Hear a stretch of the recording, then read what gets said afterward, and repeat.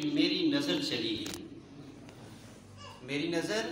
چلی گئی تو سرکار دو عالم صلی اللہ علیہ وسلم کی خواب میں زیارت کی تو سرکار دو عالم صلی اللہ علیہ وسلم کی بارگاہ میں عرض کیا یا رسول اللہ آنکھیں چلی گئی ہیں، نابینا ہو چکا ہوں، یا رسول اللہ کرم کیجئے نظر واپس آ جائے۔ تو سرکار دو عالم صلی اللہ علیہ وسلم نے فرمایا کہ جو بوصیری نے قصیدہ لکھا ہے امین تذکر، وہ تو کیوں نہیں پڑھتا؟ تو فرماتے ہیں خواب سے بیدار ہوا، صبح ہوئی، امام بوصیری کی بارگاہ میں گیا، جا کر عرض کی کہ اے امام، وہ قصیدہ جو آپ نے سرکار دو عالم صلی اللہ علیہ وسلم کو سنایا، جس کی وجہ سے آپ کا فالج ٹھیک ہوا، آپ وہ مجھے بھی عطا کیجئے۔ جب انہوں نے عطا کیا، وہ کسی سے پڑھوایا، اس کے بعد وہ اپنے جسم پہ ملا، اپنی آنکھوں پہ ملا، وہ کہتے ہیں کہ خدا کی قسم میری بینائی واپس آ گئی۔ وہ قصیدہ جو امام بوصیری نے لکھا، اس قصیدے کی مختلف علماء نے تشریح کی ہے، ان میں سے دیوبندیوں کے ایک عالم ذوالفقار علی دیوبندی، انہوں نے بھی اس قصیدہ بردہ کی تشریح کی ہے۔ اس کے علاوہ علامہ خربوتی نے اس کی تشریح کی ہے، اس کا حاشیہ لکھا ہے، لیکن یہاں پر جو مولوی ذوالفقار علی دیوبندی نے جو اس شعر پہ کیا ہے، انہوں نے اس شعر پہ ایک واقعہ بیان کیا۔ ابتدائے اسلام کا دور تھا، کافر سرکار دو عالم صلی اللہ علیہ وسلم کی وجہ سے بڑے پریشان تھے، لوگوں کے دلوں میں حضور کی محبت پہنچ رہی تھی، اسلام کا پیغام پہنچ رہا تھا، لیکن اس کو بڑی تکلیف تھی، رؤسائے قریش جو تھے انہیں بڑی تکلیف تھی کہ ہماری اجارہ داری تو ختم ہونے والی ہے، اگر یہی سلسلہ رہا بظاہر لوگ ہمارے ڈر سے اسلام قبول نہیں کریں گے، لیکن ان لوگوں کے دلوں میں حضور کی محبت، اسلام کی محبت جڑ پکڑتی جائے گی، اس سے ہمارا خاتمہ ہو جائے گا۔ تو اس غرض کی خاطر سے اس کا ایک دوست تھا امیر شام، جس کا نام حبیب ابن مالک یمنی تھا، وہ بڑا سمجھدار تھا، بڑا ہوشیار تھا۔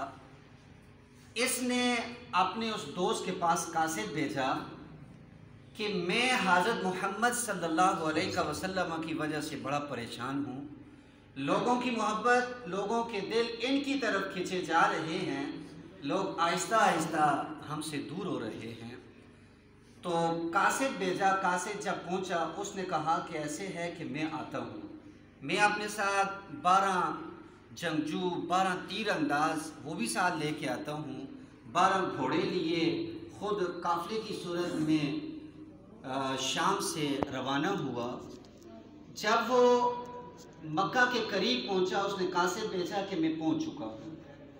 ابو جہل اپنے ساتھیوں کے ساتھ مکہ کے باہر چلا گیا تاکہ جا کر میں اپنے دوست کا استقبال کروں۔ جس وقت وہ یہاں پہ پہنچا، مکہ کے قریب پہنچ گیا، استقبال کیا، گفت و شنید ہوئی، بات چیت ہوئی، تو اب حبیب یمنی نے اس سے کہا کہ ایسے ہے کہ میں مکہ میں نہیں جاتا، بلکہ آپ حضرت محمد صلی اللہ علیہ وسلم کو قاصد بلا کر یہیں پہ بلوا لیجئے۔ چنانچہ ابو جہل نے اپنا قاصد بھیجا سرکار دو عالم صلی اللہ علیہ وسلم کی طرف۔ جب وہ آیا تو کہنے لگا کہ اے محمد صلی اللہ علیہ وسلم، آپ کو ابو جہل فلاں جگہ پہ بلا رہا ہے۔ سرکار دو عالم صلی اللہ علیہ وسلم اپنے 2 ساتھیوں کے ساتھ اس طرف چلے گئے۔ جب وہاں پہ پہنچتے ہیں تو اب حبیب یمنی کے الفاظ کیا ہیں؟ وہ کہتا ہے کہ فَأَتَى إِلَيْهِ عَلَيْهِ الصَّلَاةُ وَالسَّلَامُ، حضور علیہ الصلوۃ والسلام ابو جہل کی طرف تشریف لائے، اس حال میں کہ ابو بکر بحلۃ حمراء وعمامتہ سودا، حضرت ابوبکر صدیق نے حضور سرور کائنات صلی اللہ علیہ وسلم کو سرخ رنگ کا جبہ پہنایا، آقا علیہ الصلوۃ والسلام کے سر مبارک پر سیاہ امامہ سجایا، فَلَبِسَهَا رسول اللہ صلی اللہ علیہ وسلم، اللہ کے رسول صلی اللہ علیہ وسلم نے وہ سرخ رنگ کا جبہ زیب تن فرمایا، اپنے سر پر امامہ سجایا۔ سجانے کے بعد آقا علیہ السلام تشریف لا رہے ہیں۔ ابو بکر عن یمینہ و خدیجہ رضی اللہ تعالی عنہا من خلفہ، اس حال میں کہ حضرت ابو بکر صدیق حضور کی دائیں جانب ہیں اور سیدہ خدیجہ رضی اللہ تعالی عنہا حضور کے پیچھے ہیں۔ حضور اور حضرت ابو بکر صدیق ساتھ ساتھ ہیں، آپ کے پیچھے سیدہ کائنات سیدہ خدیجہ رضی اللہ تعالی عنہ آپ کے پیچھے پیچھے ہیں۔ اس سے پہلے ابو جہل کا یہ منشور تھا کہ جب حضور آئیں گے کہ ہم حضور کا استقبال نہیں کریں گے، حضور کو عزت نہیں دیں گے، حضور کے لیے کھڑے نہیں ہوں گے۔ یہ مالک یمنی کہتا ہے کہ فَلَمَّا رَأَى النَّبِي علیہ الصلوۃ والسلام، جب انہوں نے نبی علیہ السلام کو دیکھا تو اکراماً لہو علیہ الصلوۃ والسلام، قام اکراماً علیہ الصلوۃ والسلام، تو جتنے بھی لوگ تھے سرکار دو عالم صلی اللہ علیہ وسلم کے استقبال کے لیے کھڑے ہو گئے۔ یعنی پہلے ان کا ارادہ یہ تھا کہ ہم حضور کا استقبال نہیں کریں گے، حضور کا خیال نہیں کریں گے، لیکن حبیب یمنی کہتا ہے کہ جب سرکار دو عالم صلی اللہ علیہ وسلم وہاں پہ پہنچے تو قام اکراماً لہو، تو سب سے پہلے حبیب یمنی حضور کے استقبال کے لیے کھڑا ہوا، اس کے بعد ابو جہل اس کے جتنے بھی وہ ساتھی تھے وہ حضور کے استقبال کے لیے کھڑے ہوئے۔ اس کے بعد فَلَمَّا جَلَسَ رسول اللہ صلی اللہ علیہ وسلم، پھر جب حضور تشریف فرما ہوئے آپ بیٹھ کے، وَالنُّورُ تَلَأْلَأُ فِي وَجْهِهِ، اب حبیب یمنی کہتا ہے حضور اتنے حسین و جمیل تھے کہ آقا علیہ الصلوۃ والسلام کے منہ مبارک سے نور کے جھڑیاں جڑ رہی تھیں، وہ نور کی روشنیاں جڑ رہی تھیں۔ فرماتے ہیں کہ سکنت الالسنہ، لوگوں کی زبانیں خاموش ہو گئی۔ پہلے لوگ گفتگو کر رہے تھے لیکن جب آقا علیہ الصلوۃ والسلام آئے تو مکمل خاموشی ہو گئی، کسی کو بات کرنے کی مجال نہ تھی کہ وہ حضور کے سامنے بات کر سکتا۔ کہتے ہیں وَوَقَعَتِ الْهَيْبَةُ عَلَى النَّاسِ، اس پورے مجمع پر حضور کی ہیبت چھا گئی، حضور کا رعب ان کے دلوں میں پڑ گیا۔ فقال حبیب یمنی کہنے لگا اريد ان تغیب الشمس، یا رسول اللہ، اے محمد صلی اللہ علیہ وسلم، میں یہ چاہتا ہوں کہ یہ دن کا وقت ہے، آپ سورج کو غائب کر دیں۔ ان تغیب الشمس، آپ سورج کو غائب کر دیں، وَتَخْرُجُ الْقَمَرُ، اور چاند کو نکال لائیں، وَتَنَزَّلَهُ إِلَى الْأَرْضِ، چاند کو پھر نیچے زمین پہ لے آئیں۔ یعنی پہلے کیا کریں؟ سورج کو غائب کریں، جب سورج غائب ہو جائے آپ چاند کو باہر لائیں، رات ہو جائے، جب رات ہو جائے اس کے بعد چاند آسمان پہ چمکنے لگے، یعنی جس طرح 14ویں رات کا چاند ہوتا ہے وہ سماں ہو جائے۔ اب جس وقت یہ سماں ہو جائے اب آپ چاند کو نیچے زمین پہ لے آئیں۔ وَتَجْعَلُهُ مُنْشَقًّا نِصْفَيْنِ، یا رسول اللہ صلی اللہ علیہ وسلم، اس کے بعد چاند کو آپ 2 حصوں میں منقسم فرما دیں، چاند کو 2 حصوں میں تقسیم فرما دیں۔ ثم يعود قمرا منيرا، یا رسول اللہ پھر آپ چاند کو اشارہ کریں، چاند کو حکم دیں، وہ پھر آسمان پہ چلا جائے اور جا کر پھر بدر منیر بن جائے۔ تو آقا علیہ الصلوۃ والسلام نے ارشاد فرمایا ان فعلتہ، اگر یہ میں کام کر دوں، یعنی دن کا وقت ہے، دن کے وقت میں رات لے آؤں، چاند کو نیچے زمین پہ لے آؤں، اس کے بعد میں چاند کو 2 ٹکڑوں میں تقسیم کر دوں، پھر میں چاند کی طرف اشارہ کروں، چاند جڑ جائے، پھر آسمان پہ چلا جائے، حضور نے فرمایا ان فعلتہ، اگر یہ سارے کام میں کر دوں، انؤمن بی، کیا تو مجھ پہ ایمان لے آئے گا؟ قال نعم، کہنے لگا یا رسول اللہ ضرور میں ایمان لاؤں گا، لیکن بشرط، ایک شرط کے ساتھ، اس کے ساتھ ایک اور شرط بھی ہے۔ وہ شرط کیا ہے؟ کہنے لگا کہ ان تخبر بما فی قلبی، یا رسول اللہ یہ بتلا دیجئے کہ میرے دل میں کیا ہے۔ یعنی اتنی شرائط لگائیں، پھر آخر میں کہا یا رسول اللہ یہ بتلائیے کہ میرے دل میں کیا ہے، اگر یہ کام آپ کر دیں تو میں آپ پہ ایمان لے آؤں گا۔ تو سرکار دو عالم صلی اللہ علیہ وسلم نے تازہ وضو فرمایا۔ تازہ وضو فرمانے کے بعد آپ جبل ابی قبیس پہ گئے۔ جبل ابی قبیس پہ گئے، جا کر رب کائنات کی بارگاہ میں التجا کی، اے مولا کائنات اس نے بڑے سوال کیے ہیں، اے اللہ تو سب کچھ کرنے والا ہے، اے اللہ تو میری مدد فرما۔ حضور سرور کائنات صلی اللہ علیہ وسلم نے یہ دعا فرمائی۔ فرمانے کے بعد آقا علیہ السلام نے فَأَشَارَ بِإِصْبَعِهِ علیہ السلام، آقا علیہ السلام نے سورج کی طرف اشارہ کیا۔ جب سورج کی طرف آقا علیہ السلام نے اشارہ کیا، سورج غروب ہو گیا۔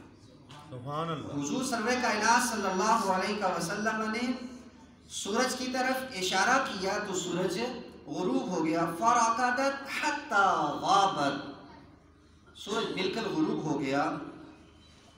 وَاشْتَدَّ الظُّلَامُ، بالکل اندھیرا چھا گیا، گپ اندھیرا ہو گیا۔ وَطَلَعَ الْقَمَرُ بَدْرًا مُنِيرًا، تو چاند 14ویں رات کی طرح آسمان پہ چمکنے لگا۔ فَأَشَارَ إِلَيْهِ بِإِصْبَعِهِ، پھر حضور نے چاند کی طرف اشارہ کیا، حَتَّى نَزَلَ إِلَى الْأَرْضِ، یہاں تک کہ چاند زمین پہ آ گیا۔ فَانْفَلَقَ، چاند دو ٹکڑے ہو گیا۔ دو ٹکڑے ہونے کے بعد حضور نے پھر اشارہ کیا، لوگوں نے دیکھ لیا چاند دو ٹکڑے ہو گیا ہے۔ ابو جہل نے اس حبیب یمنی کے ساتھ جو 12 سپاہی اس کے ساتھ آئے تھے، ابو جہل کے ساتھ جو تھے حضرت ابوبکر صدیق، حضرت خدیجہ رضی اللہ تعالیٰ، ان لوگوں کی موجودگی میں جب انہوں نے چاند دیکھ لیا، چاند نیچے آ چکا ہے، چاند شک ہو گیا ہے، پھر حضور نے چاند کی طرف اشارہ فرمایا، چاند پھر جڑ گیا۔ ثم عاد قمرا منیرا، پھر چاند آسمان پہ چلا گیا۔ سبحان اللہ۔ یعنی یہ سب کچھ ہو گیا۔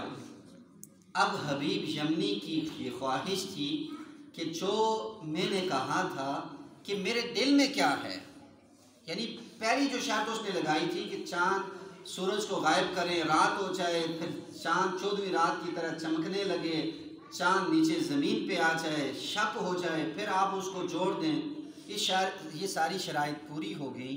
اب اس نے کہا یا رسول اللہ میرے دل میں کیا ہے؟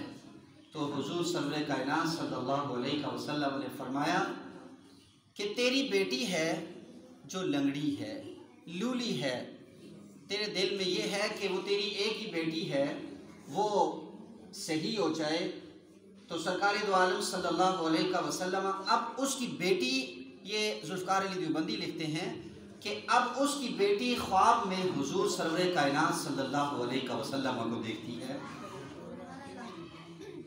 فقال لها یا بنتی، یعنی یہ گفتگو ہوئی، گفتگو ہونے کے بعد حبیب یمنی اپنے گھر کی طرف چلا گیا، اسلام قبول کر لیا، اب اپنے گھر کی طرف چلا گیا۔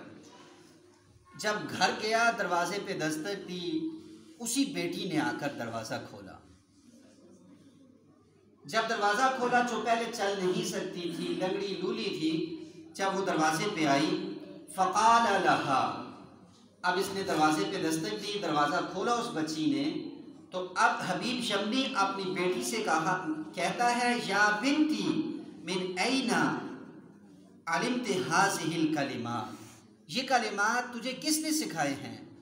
یعنی وہ اشہد اللہ الہ الا اللہ، یہ کلمات اس کی زبان سے جاری تھے، واشہد ان محمدا عبدہ ورسولہ، تو والد اس کا کہتا ہے اے بیٹی یہ بتا کہ تجھے یہ کلمات کس نے سکھائے ہیں؟ قالت اتانی آتن فی المنام، کہنے لگی کہ آئے ہیں ایک آنے والے جو بڑے حسین و جمیل تھے، وہ میرے پاس میری خواب میں آئے ہیں۔ فقال لی، پس انہوں نے مجھ سے کہا ان اباک اسلم، اے لڑکی بے شک تیرے باپ نے اسلام قبول کر لیا ہے۔ خواب کی حالت میں حضور سرور کائنات صلی اللہ علیہ وسلم حبیب یمنی کی بیٹی سے کہتے ہیں کہ ان اباک اسلم، تیرے باپ نے اسلام قبول کر لیا ہے۔ ان کنتی اسلمتی، اگر تو اسلام قبول کر لے، فرد علیک اباک سالمتن، اگر تو اسلام قبول کر لے تو میں تجھے تیرے اعضاء سالم کر کے دے دوں گا، یعنی تو لنگڑی ہے، لولی ہے، چل نہیں سکتی، پکڑ نہیں سکتی، اگر تو اسلام کو قبول کر لے تو میں تیرے اعضاء کو ٹھیک کر دوں گا۔ کہتی ہے فَأَسْلَمْتُ فِي مَنَامِي، تو اس خواب کی حالت میں نے اسلام قبول کیا۔ جب میں نے اسلام قبول کر لیا فَأَصْبَحْتُ كَمَا تَرَانِي، اے میرے باپ صبح ہوئی تو اس حالت میں جس حال میں تو مجھے دیکھ رہا ہے، یعنی خواب سے بیدار ہوئی، اسلام قبول کیا، خواب کے اندر ہی اللہ رب العالمین نے اپنے حبیب کے صدقے کرم فرمایا، اللہ نے میرے جسم کو ٹھیک کر دیا۔ اب جس حال میں ہوں، جس حال میں تو مجھے دیکھ رہا ہے، جب میں نے صبح کے وقت میں اسی حالت میں ہوں۔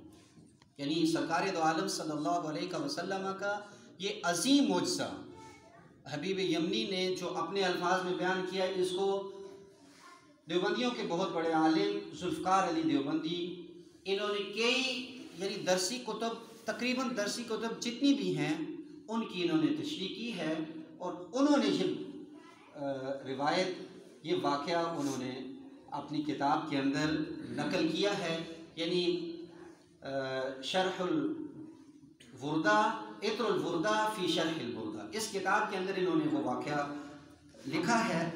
آخر میں جو ان کے کلمات ہیں، کہتے ہیں لقد اجاد الناظم قدس سرہ خیس اشار الی انواع المعجزات، کہ اس قصیدے کے جو لکھنے والے ہیں یعنی امام بوصیری کی طرف اشارہ کرتے ہیں، خیس اشار الی انواع المعجزات، امام بوصیری نے ان معجزات کی طرف جو اشارہ کیا ہے کہ پہلے سورج غروب ہوا، اندھیرا ہو گیا، رات ہو گئی، پھر چاند، 14ویں رات کا چاند آ گیا، یہ جو معجزات ہیں ان کی طرف علامہ نے اشارہ کیا۔ وَتَصَرُّفَاتِهِ صلی اللہ علیہ وسلم، اور آقا علیہ السلام کے تصرفات کا بھی ذکر کیا، یعنی یہ آقا علیہ السلام نے تصرف کیا ہے، یہ کام حضور علیہ السلام نے کیا، اپنی شہادت والی انگلی سے سورج کو غروب کیا، رات آ گئی، پھر 14ویں رات کا چاند آ گیا، پھر آقا علیہ السلام نے اپنی انگلی مبارک سے چاند کی طرف اشارہ کیا، چاند نیچے زمین پہ آیا، پھر اشارہ کیا، چاند 2 ٹکڑے ہو گیا، پھر آقا علیہ السلام نے چاند کی طرف اشارہ کیا، چاند پھر آسمانوں پہ چلا گیا۔ یہ حضور سرور کائنات صلی اللہ علیہ وسلم کا تصرف ہے۔ وہ کہتے ہیں کہ حضور کا تصرف جو ہے فی الجمادات، جمادات میں بھی ہے، والنباتات، نباتات میں بھی ہے، والحیوانات، اور اس کے ساتھ ساتھ حیوانات میں بھی ہے، وَإِطَاعَةِ الْأَرْضِ، اور زمین کا اطاعت کرنا بھی ہے، وَالْإِطِّلَاعِ عَلَى الْغَيْبِ، اور آخر میں جو بات لیتے ہیں کہ حضور سرور کائنات صلی اللہ علیہ وسلم غیوب پر مطلع تھے۔ اس واقعے کے اندر علامہ بوصیری نے کئی طرف اشارہ کیا، آخر میں یہ ذوالفقار علی دیوبندی لکھتے ہیں وَالْإِطِّلَاعِ عَلَى الْغَيْبِ، اور اطلاع علی الغیب پہ بھی حضور سرور کائنات صلی اللہ علیہ وسلم کو علم غیب کا بھی علم تھا۔ یعنی یہ ساری چیزیں ذوالفقار علی دیوبندی نے اپنی کتاب عطر الوردہ فی شرح البردہ۔ اللہ رب العالمین سے دعا ہے اللہ ہمیں اپنے حبیب کائنات صلی اللہ علیہ وسلم کے ساتھ سچی سچی محبت کرنے کی توفیق عطا فرمائے۔ اللہ اپنے پیارے حبیب کے صدقے، آج کے اس دن کے صدقے اللہ ہم سب پر اپنا خصوصی فضل و کرم فرمائے۔ آمین۔ وما علیہ الا البلاغ۔